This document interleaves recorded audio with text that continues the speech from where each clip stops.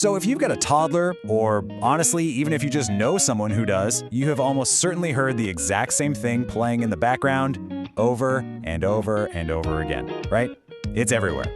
But today, we're gonna look way past the surface of all that. We're gonna uncover the hidden, honestly kind of brilliant mechanics behind these massively popular toddler learning shows and discover exactly why they work so incredibly well. You know, it's so easy to just dismiss this stuff. You might be sitting there thinking, are these repetitive toddler songs just driving me crazy, or are they actually linguistic genius?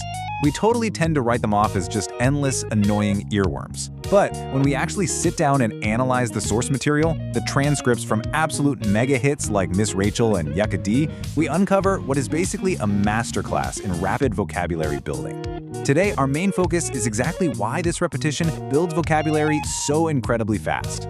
Section 1. The magic of repetition. Okay, let's dive into this, starting with the sheer, overwhelming volume of repetition we found in our source material. There are common repetitive elements that absolutely dominate these transcripts. We're talking endless song loops. Think the wheels on the bus, repeated for literally every single part of the bus. We've got constant rhythmic animal sounds, moo, quack, ba. Then there are these core functional commands that are just drilled continuously, things like open or put it in, and of course, start and stop physical actions like hop, hop, hop, and stop. Now, repeating these specific phrases is not accidental at all. It creates this highly predictable foundation that a child's brain desperately needs to just slow down and actually process new auditory information.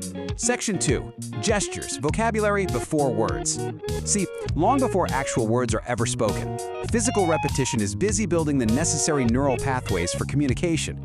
Actually, according to the speech-language pathologists at Chatterbox NYC, featured in our source material, you can try to get 16 gestures by 16 months old. Bringing in this explicit clinical science really shows us exactly what's operating behind the screen here.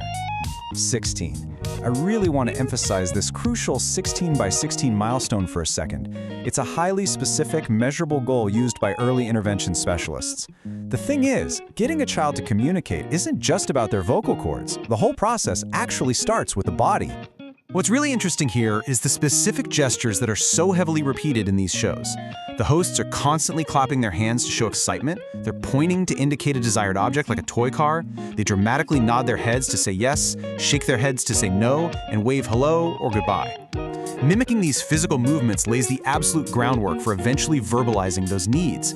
It's like the body learns the language before the mouth even does. Section 3.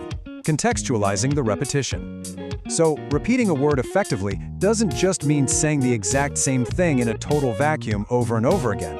And this brilliantly illustrates the difference between passive and active repetition. On one hand, we've got what you might expect, right? Apple, apple, apple. But on the other hand, we see what the transcript actually does. Red apple, flying apple, happy apple. It turns out, highly effective repetition relies heavily on varied, dynamic contextual exposure. The transcripts are constantly attaching new adjectives, states of being, and actions to a single root noun. If we break it down, they'll take a word like apple or digger and completely mix it up. They use descriptive words like red or big about 40% of the time. They use action words like flying or jumping around 30% of the time, and emotional words like happy or crying for the other 30%.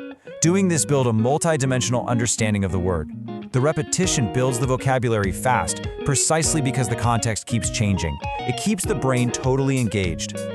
All right, Section 4, the fill-in-the-blank technique. Next up is one of the most powerful active speech therapy mechanisms hidden inside familiar nursery rhymes, and it's called the interactive wait time loop.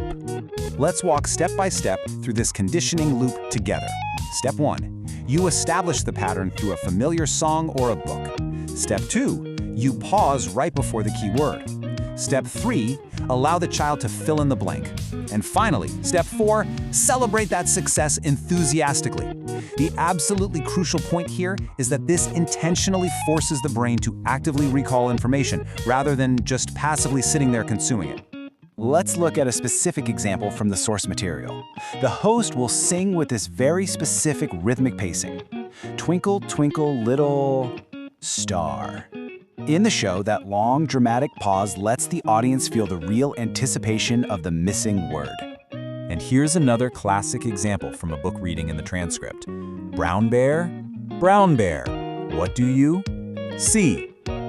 That silence from the host creates a perfectly safe space. It acts as an open invitation for the toddler to practice their newly acquired vocabulary without any pressure at all. Moving to Section 5, empowering through daily choices. This brings us to our final technique, where we look at how repetition is used to give toddlers agency, basically linking language directly to controlling their environment. Notice the stark contrast we have here. Passive watching is just someone saying, "Look at the toy." But what we actually see in the transcripts are active choices. The host will hold up two objects and ask, "Do you want that or that?" They're asking the child to point to which toy they want to play with next. It turns the viewer into an active participant. And to facilitate this agency, they heavily drill these high-value functional words. Words like open, which is used when opening surprise eggs or doors, or turn it on, used with toys and trains. Put it in, used when putting toy animals back into a barn. And of course, more, which is used constantly when asking to continue an activity. Endlessly drilling these specific functional words teaches a child that language is a tool. It's literally the key they can use to unlock the world around them. So, we've seen how contextual repetition, gestures, and active recall build language incredibly quickly from a blank slate. I want to leave you with this provocative thought. If repetition works this fast and efficiently for toddlers, what could it do for your own learning? Seriously, whether you're studying a new language or mastering a complex new concept at work, try taking these hidden mechanics and applying them to your own life. You might be amazed at how fast you learn. Thanks so much for joining me on this explainer, and I'll catch you next time.